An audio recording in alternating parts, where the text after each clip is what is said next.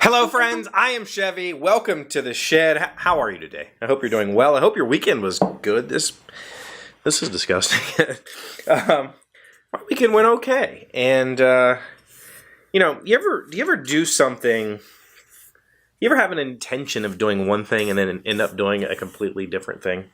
I feel like I do that more often than most people, but maybe I'm just critical about myself.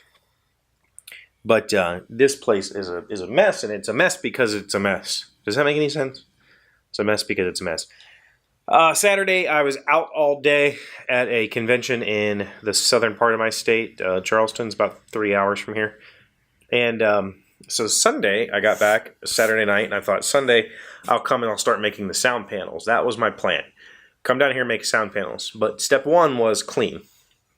Okay? It's typical. I don't know why I clean before I start. I should clean after I finish, but that's just how I work.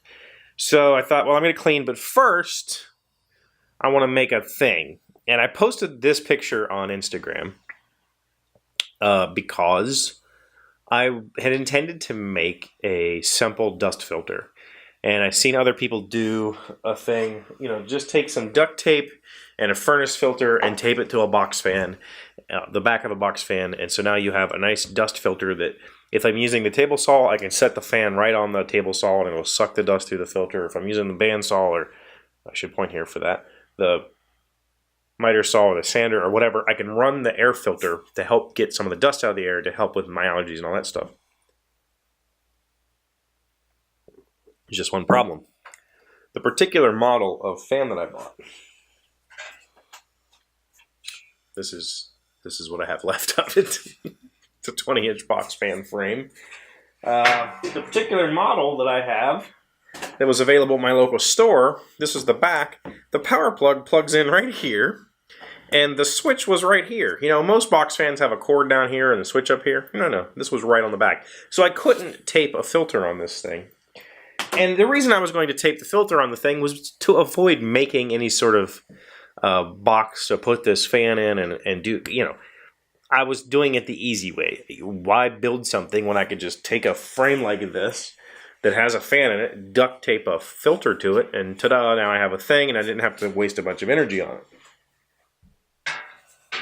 So irritated by that, and I don't want to put the filter on the outlet of the fan. You want to put it on the inlet so it sucks, just like your furnace. It sucks the dirt through the filter first, not through the fan and pushes. Anyway, also it'd probably just blow the stupid filter off eventually. So this way it sucks it in. That's the whole point I'm trying to make here. So frustrated, I just took it upon myself.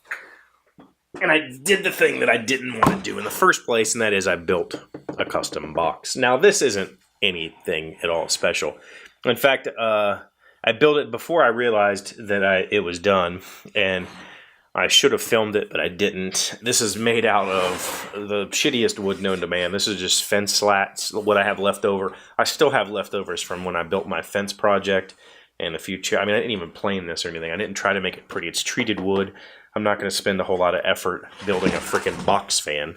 But essentially, this is a box fan made out of the crappiest wood known to man. On the back is a nice dust/pollen filter.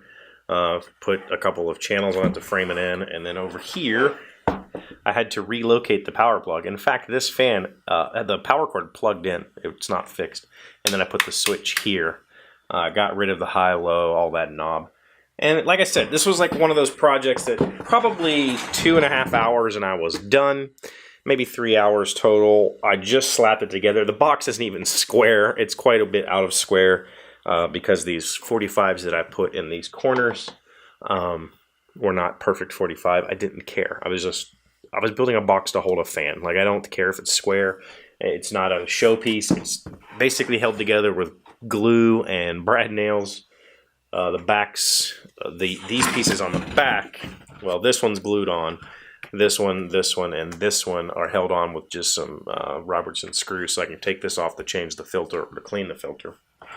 I had to do a little bit of hacking. The fan, the motor housing held the switch, had this big standoff for that, and it was in the way of me soldering once I'd cut the wires, so I hacked that off with a cutoff tool. I only had like this much wire sticking out of the bottom of the motor to solder to, so I had to get creative when I extended the power cable and the switch to over here. But it's done. So now I have a box fan that I can use. I probably should sand this. It's really rough to the touch, because if you've ever built a fence out of those fence slats, it's really crappy wood. Like, it's rough cut lumber that they treated, and that's it. And so it's great for prototyping. You can't see them up here. Maybe on some videos you could. There's boxes up here on top of the shelf. I made those out of that wood. I made, there's shelves, like I have a shelf over there, a little one that holds my battery charger. I have a shelf over here that holds the soundboard. So I've made a lot of little prototype things out of that wood.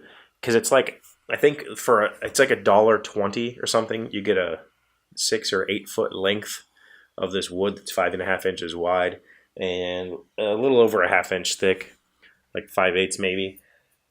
So it's, for the price, if you don't care about the look or the structure of the wood, and you're willing to work around knot holes and twists and bends and warps, it's some of the warpiest wood you'll ever use.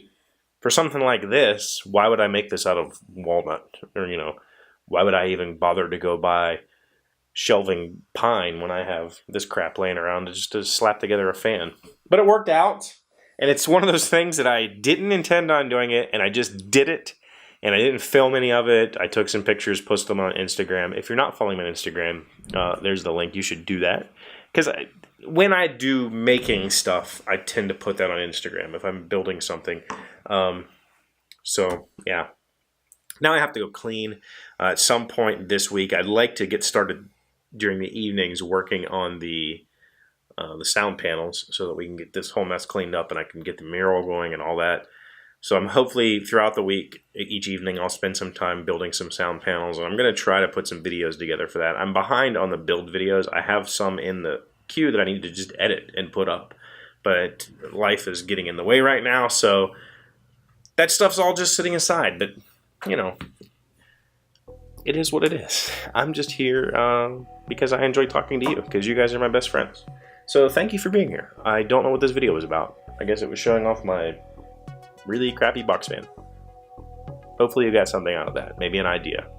If you want some more details on how to do it yourself, please leave a comment below. Of course, you can always email me to chevee@thedelayshed.com, or you can call in to the voicemail line, 304-602-7433. Leave me a voicemail, let me know how you're doing.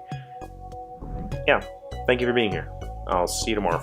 Hey Doc, wait! I want to ask you something. Today's random fact comes from hot-dog.org. It's an actual place. Why are they called hot dogs? References to dachshund sausages and ultimately hot dogs can be traced to German immigrants in the 1800s. These immigrants brought not only sausages to America, but dachshund dogs. Their name most likely began as a joke about the Germans' small, long, thin dogs.